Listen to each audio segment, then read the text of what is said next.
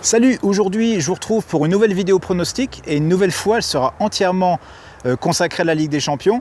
Alors nous sommes à la moitié des phases de groupe et après ce quatrième match nous connaîtrons une bonne partie des équipes qualifiées et éliminées, ce qui signifie que cette soirée va être cruciale et que toutes les équipes vont être surmotivées pour aller chercher un résultat et que nous pourrions donc avoir quelques surprises.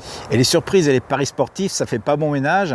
J'ai donc sélectionné deux rencontres qui me semblent intéressantes niveau risque-profit. Il s'agit tout d'abord de Tottenham contre PSV qui aura lieu mardi 6 novembre et de Juventus contre Manchester United qui aura lieu le lendemain, donc le mercredi 7. Alors commençons avec notre première rencontre entre Tottenham et PSV.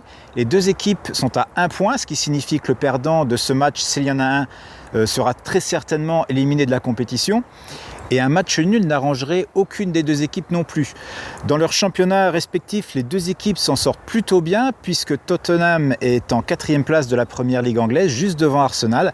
Quant au PSV, c'est plutôt impressionnant puisqu'il est premier de l'Eredivisie aux Pays-Bas avec 11 matchs, 11 victoires, 39 buts marqués et seulement 4 encaissés.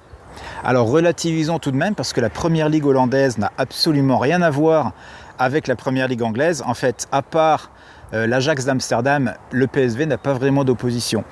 Alors, nos deux équipes de la soirée se sont rencontrées pas plus tard qu'il y a 2 semaines. Ça s'est terminé par 2 buts partout sur la pelouse d'Eindhoven. Un match dont les Anglais avaient la maîtrise jusqu'à l'expulsion de leur gardien et une égalisation des Hollandais en fin de match.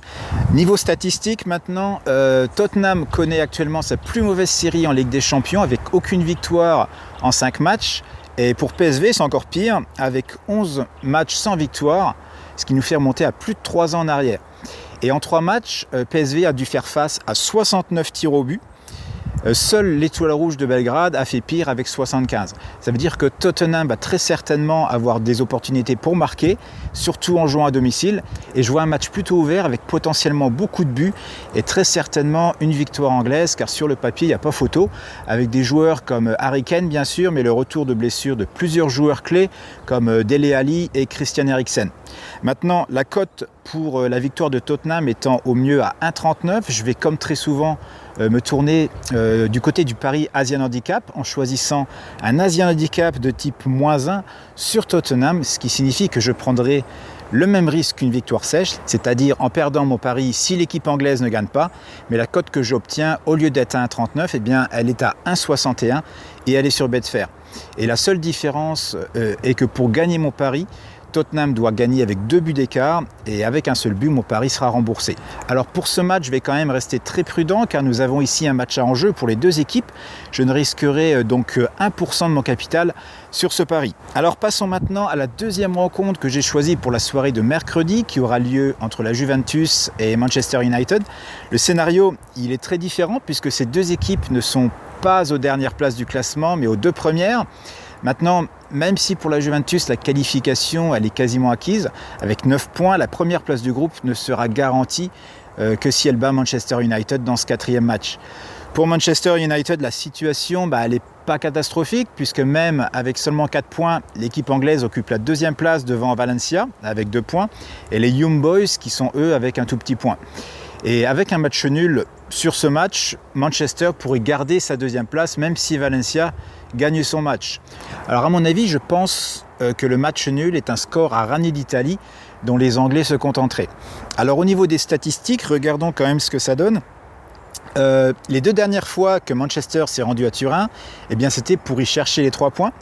Bon, c'était il y a bien longtemps, c'était en 99 et en 2003, mais depuis cette défaite en 2003, la Juventus n'a perdu à domicile en Ligue des Champions qu'une seule fois en 35 matchs. Manchester United n'a pas marqué durant les 2 derniers matchs de Ligue des Champions. Et concernant la Juventus, Cristiano Ronaldo n'a pas marqué en Ligue des Champions depuis 5 rencontres. Le dernier but qu'il avait mis, c'était avec le Real de Madrid. Et ironie du sort, c'était contre la Juventus sur penalty. Alors les Italiens, ils vont être favoris de cette rencontre. Et d'ailleurs, la cote s'en ressent fortement, puisqu'au mieux, on peut la trouver pour la victoire autour de 1,60. Et franchement, j'ai pas envie de la tenter. Je vais plutôt choisir l'option du match nul avec un pari remboursé 6 victoires de la Juventus. La cote est à 1,61, donc quasiment la même. Sauf que là, au lieu d'une chance sur 3, eh bien, j'ai 2 chances sur 3 de ne pas perdre mon pari. Et cette cote, j'ai trouvé sur Betfair et je risquerai 1,5% de mon capital dessus. Alors ce week-end, il y aura des matchs de championnat pour lesquels je donne également mes prédictions. Si vous souhaitez les recevoir, c'est très simple. Pour ça, il vous suffit simplement de cliquer sur le lien pronostic offert juste en dessous de cette vidéo et vous les recevrez tous les samedis matins. Alors pour moi, c'est fini pour aujourd'hui. Bon pari à tous et à très vite pour d'autres vidéos. Ciao!